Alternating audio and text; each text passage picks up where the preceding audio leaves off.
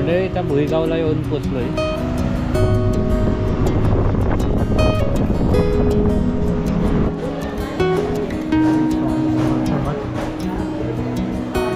Finally हे बघा पोचलो येऊन.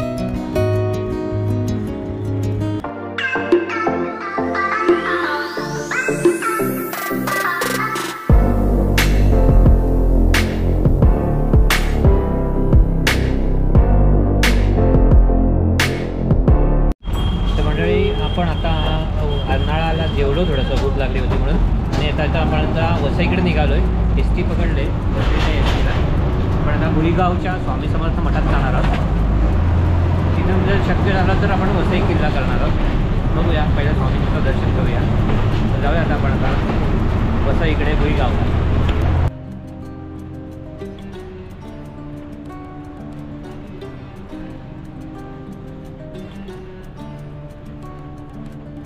म्हणजे त्या भुईगावला येऊन पोचलो आहे. आपण ह्या साईडने आलो होतो ते अर्नाळाकडून आणि इकडे वसईकडे जाते.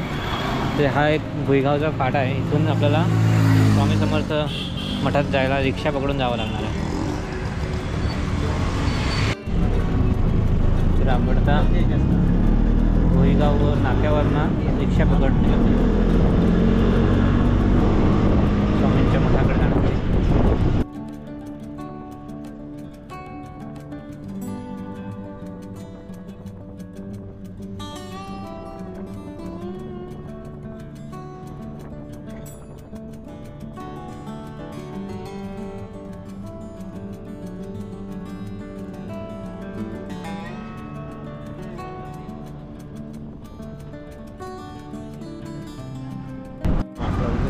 तर मंडळी आता आपण आलो आहे स्वामी समर्थ मठ. जे बोर्ड आहे बघा इथे दाखवलं आहे स्वामी समर्थ मठ. हा मार्ग गेला आहे आणि हा समुद्र. इथे सरळ समुद्र साईडला जातो आहे, भुईगाव समुद्र. आणि आता आपण मठाकडे जातो आहे.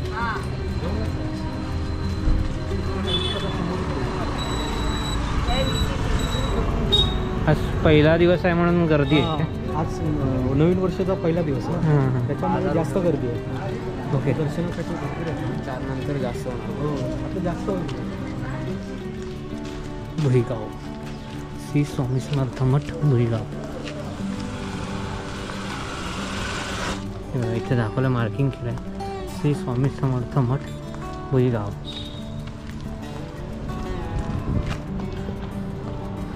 आज वर्षाचा पहिला दिवस असल्यामुळे गर्दी आहे.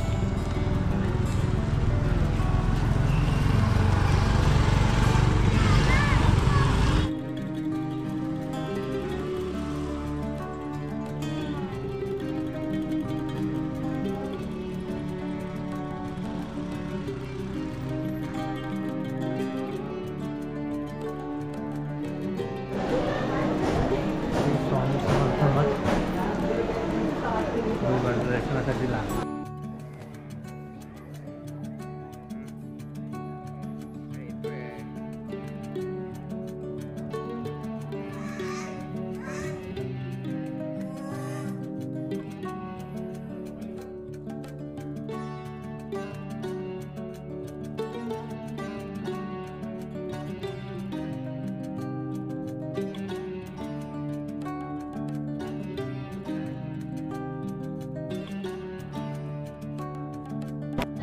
तर मंडळी, आपलं दर्शन तर झालं आहे स्वामींचं, पण आपल्याला गर्दी असल्यामुळे नीटचा व्हिडिओ करता आला नाही. आतमध्ये व्हिडिओ करण्याची परवानगी घेतली नाही, पण कारण खूप गर्दी होती त्यामुळे सगळ्यांनाच त्रास होतो म्हणून आपण हा व्हिडिओ बनवला नाही आतमधला.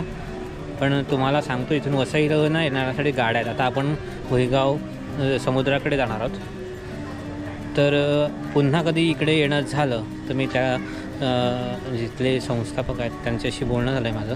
तर आम्ही पुन्हा कधी इकडे आलो तर नक्की व्हिडिओ बनवून तुम्हाला दाखवण्याचा प्रयत्न करू. त्यात आपण भुईगाव समुद्राकडे जाऊया. मंडळी मठातून दर्शन घेऊन आता आपण समुद्राकडे निघालो आहे.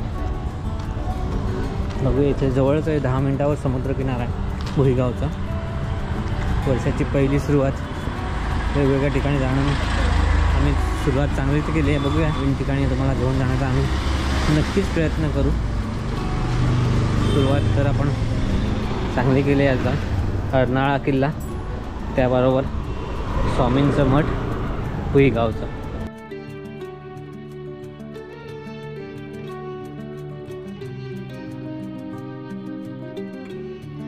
फायनली हे बघा पोचलो येऊन. जास्त अंतर आहे, म्हणजे 10 मिनटाचं तर नक्कीच नाही. चालत यायला तर 20-25 मिनटं आहे. स्वामी असेल तर अजूनच जास्त वेळ स्वामींच्या मठापासून. आपण आलो आता फायनली. वडापाव बघ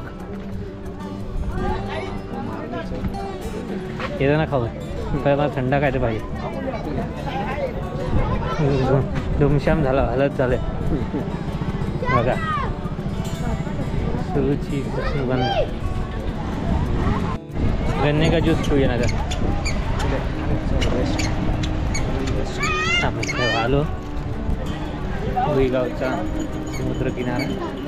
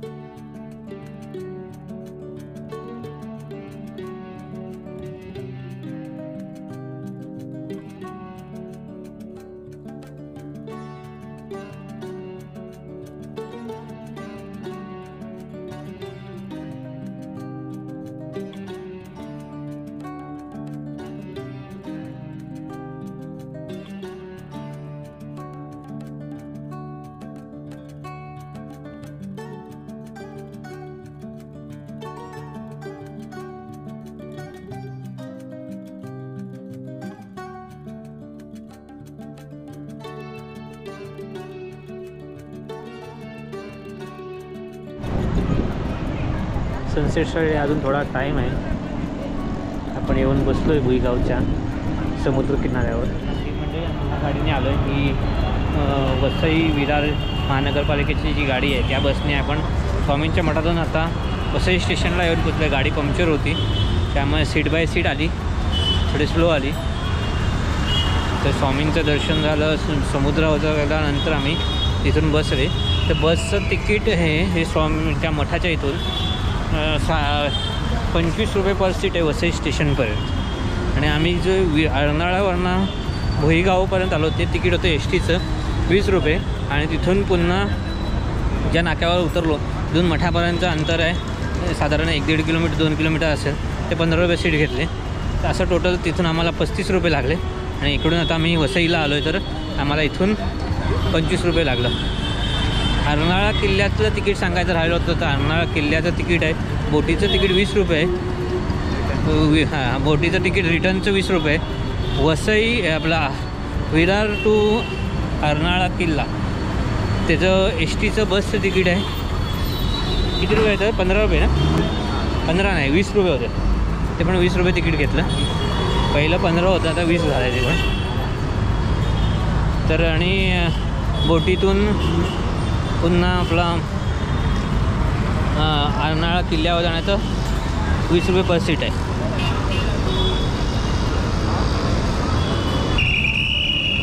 आणि मुंबई म्हणजे चर्चगेट आम्ही मुंबई सेंट्रलवरनं विरारचं आमचं तिकीट आहे रिटर्नचं 30 रुपये. असं टोटल आम्हाला आजच्या दिवसात ट्रॅव्हलिंगचा खर्च 30, 20, 40, 70 आणि हे पुढचे 70, 20, 90,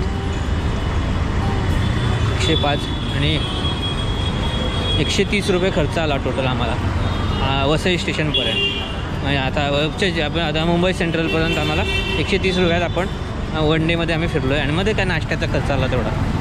तर व्हिडिओ दोन्ही संपवतो इथेच. व्हिडिओ तुम्हाला कसे वाटला, हा व्हिडिओ तुम्हाला कसा वाटला ते आम्हाला कमेंट करून नक्की कळवा. व्हिडिओ जर आवडला असेल तर व्हिडिओला नक्की लाईक करा, शेअर करा व्हिडिओ. आणि लवकरच भेटूया आणखीन एखादा व्हिडिओसोबत. तोपर्यंत धन्यवाद. स्वतःची काळजी घ्या.